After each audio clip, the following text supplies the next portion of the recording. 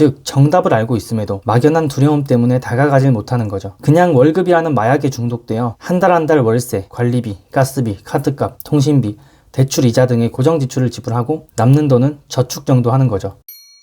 안녕하세요, 광무원입니다. 오늘은 돈에 관한 이야기를 해볼까 하는데요.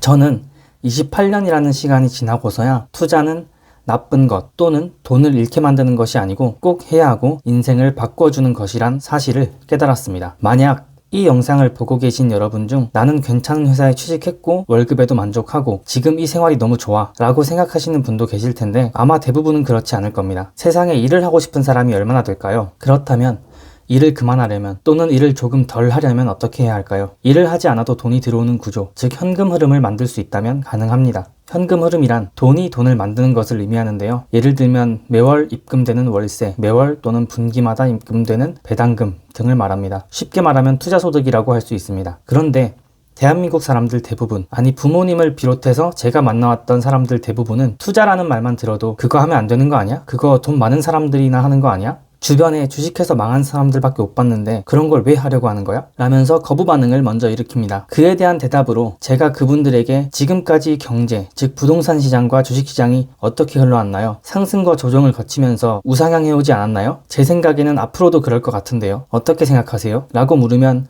모든 분들의 대답은 아마 그렇겠지 였습니다. 그런데 왜 투자를 안 하시나요? 라고 되물으면 나는 그런 거 잘 모르고 못해. 그래도 투자는 하면 안 돼. 라는 대답이 돌아옵니다. 그러니까 결론은 알아보려고 하지 않는 거죠.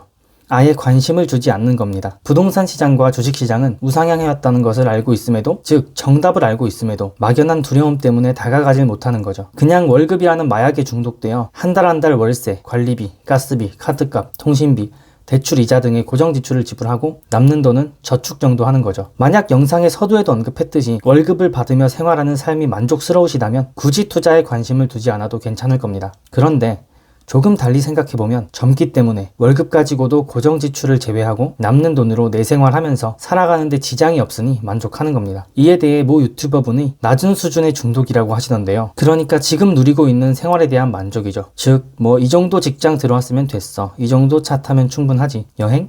1년에 한두 번 다니면서 휴가 다녀오면 충분하지. 이런 낮은 수준에 중독되어 훨씬 더 많은 것을 잃을 수 있는 나이에 더 높이 올라가려고 하지 않고 그런 생각 자체를 하지 못하게 된다고 하더라고요. 저는 이 말이 정말 공감되었었는데요. 그래서 여러분, 특히 제 영상 시청층의 대부분일 것 같은 20, 30대 분들에게 제가 드리고 싶은 말은 여러분의 삶을 한번 돌아보세요. 지금까지 투자에 대해 가르쳐주는 사람이 없었기 때문에, 즉 투자를 하면 망한다는 말만 들어왔기 때문에 해보지도 않았고 정확하게 알지 못하는데 막연히 거부 반응이 일어나고 있는 것 뿐입니다.